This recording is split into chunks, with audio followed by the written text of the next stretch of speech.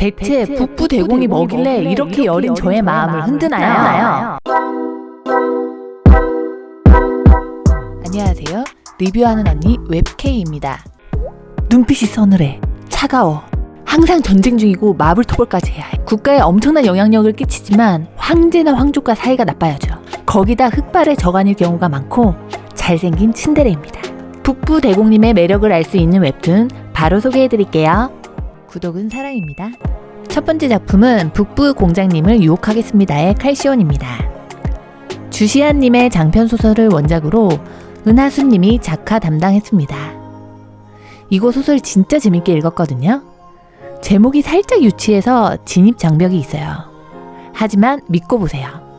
원작이 워낙 내용도 탄탄하고 뻔한 클리셰이긴 하지만 기분 좋게 읽었기 때문에 웹툰화 된다면 어떤 작화가 붙어도 재밌겠다 싶었는데 아니 이게 웬걸? 웹툰 작화 나온 거 보고 와 됐다 느낌 온다 싶더라고요. 톱스타 셀리나는 촬영 중 사고로 떨어지게 되는데 다른 세계로 차원 이동을 하게 됩니다. 갑작스러운 마수의 등장으로 위기가 닥치지만 북부 공작인 칼시온이 그녀를 구해주게 되죠. 세상엔 공짜 없죠. 원래 살던 세계로 가고 싶으면 자신의 애인인 척 사교계에 들어가서 정보를 입수하라고 합니다. 셀리나는 원래 톱스타잖아요? 그녀의 연기는 최고지만 상대 역인 칼시온은 연기가 발연기네요. 차라리 연기가 안 되는 공장님을 꼬시겠다며 이 언니 완전 시원시원하게 제 스타일이에요. 두 사람 이렇게 애인인 척 하다가 정들겠어요? 구독은 사랑입니다. 두 번째 작품은 남편이 미모를 숨김의 에르덴입니다. 정현님의 소설을 원작으로 하라라님이 그림 담당했습니다. 한국에 살았던 전생의 기억을 가지고 있는 레티샤는 숙부집에서 하녀처럼 일하며 살다 북부 할스테드 가문에 시집을 갑니다. 사실 영주의 외모는 흉측하기로 유명하다 보니 사촌 언니들이 안 가겠다는 거 거의 팔려가다시피 하죠. 사실 에르덴은 가문의 저주로 자신의 눈에는 흉측한 괴물로 보이게 되죠. 그러다 보니 남주인 에르덴은 항상 가면을 쓰고 있습니다. 그런데 이게 반전입니다. 소문과 달리 남편이 너무 잘생겼습니다. 가면 아래 미모를 숨기고 있었어요. 잘생겼는데 잘생겼다 말하지 못하는 여주. 작품의 특이한 점은 한국에서 쓰던 부탄가스나 아이패드 등 현실적인 물건들이 나오는데 쓰임이 약간 황당하면서도 재밌습니다. 갑자기 하나씩 튀어나올 때마다 처음엔 이질적이었는데 보다 보면 웃겨요. 북부 대공치곤 순한 맛이라고 할까요? 한없이 아내에게 다정한 에르덴.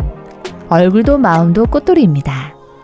하지만 흉부는 누가 봐도 늠름한 북부 대공이군요. 합격. 구독은 사랑입니다.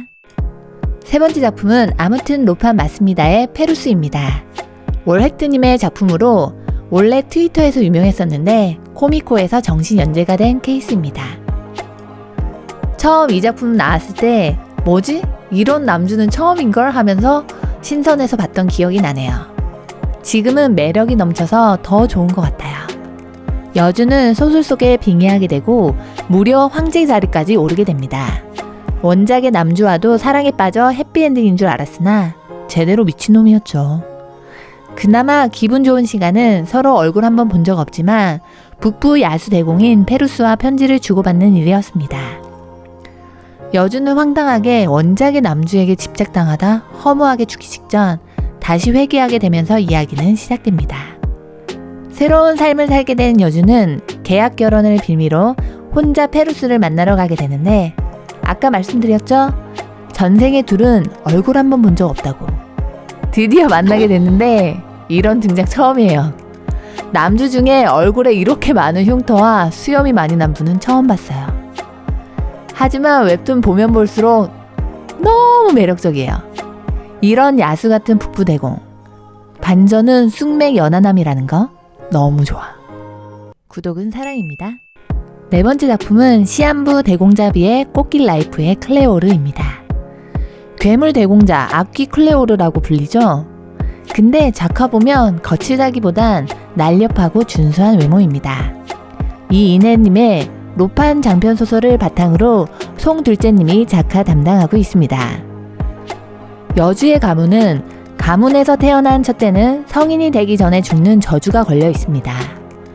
저주를 대신 받기 위해 첫째이자 사생아로 태어난 이사벨라는 10살이 넘자마자 몸이 안 좋아지더니 결국 죽음을 1년 앞두고 있죠. 너무 불쌍하죠? 다락방에서 생활하며 모든 가문 사람들에게 사랑도 못 받고 무시까지 받으며 살아가던 어느 날 자신에게 청혼이 들어왔다는 걸 알게 됩니다. 그나마 믿고 있던 남동생마저 뒤통수를 친 상태라 그녀는 청혼을 수락하고 북부로 떠나게 됩니다. 더 이상 꼴도 보기 싫은 거죠. 1년 뒤 죽을 예정이라 결혼식도 미루려고 하는데 이 공작가 사람들은 왜 이렇게 따뜻하고 그녀에게 잘해주는 걸까요? 알고 보니 이들에겐 회귀의 비밀이 있습니다.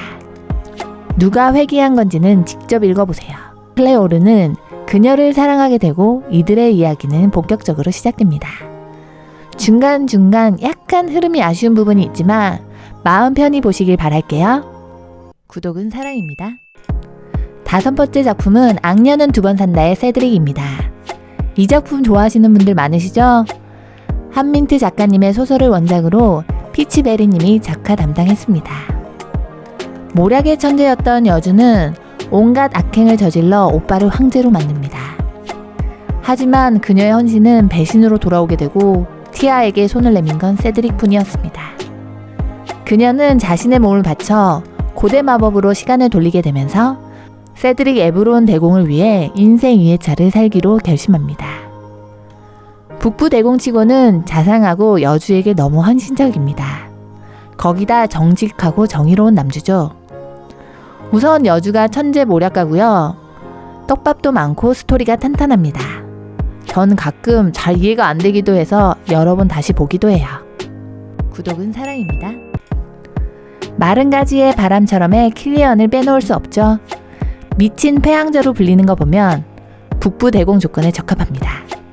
약간 이런 거친 소문이나 설정이 있어야 해요. 하지만 그의 악명은 사실이 아니죠. 영지를 얼마나 아끼고 백성을 사랑하는데요. 거기다 여주 리에타에게 따뜻하고 배려도 엄청나죠. 읽으면 읽을수록 더 좋아지는 작품입니다. 그리고 세이렌의 로이드가 있습니다. 특히 준호님이 광고까지 하게 되면서 난리가 났었죠. 악마대공 로이드 카르데나스 발렌타인. 눈빛은 피폐하고 성격도 차갑지만 풍기는 아우라가 장난이 아니죠.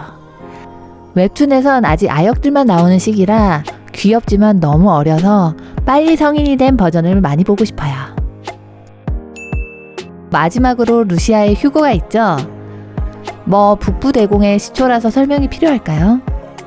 무력과 재력을 지닌 능력남이지만 엄청난 바람둥이에 흑발의 적아닌 전륜남이죠. 거기다 유년 시절 아픈 사연도 가지고 있습니다. 이게 또 맴짓입니다. 그러다 루시아와 성결혼 후 연애를 시작하면서 그녀에게 푹 빠져듭니다. 솔직히 너무 바람둥이라 처음엔 좀 별로였어요. 결혼 후 바뀌었으니 봐줄게요. 구독은 사랑입니다. 숨차네요. 바쁘게 소개해드렸는데 좋아하시는 작품들 많으시죠? 북부대공의 매력은 정말 끝이 없네요. 오늘 소개해드린 작품 좌표 아래 써두었습니다. 바로 보러 가세요. 구독과 좋아요, 댓글을 남겨주시면 웹K에겐 큰 힘이 됩니다. 시청해주셔서 감사합니다.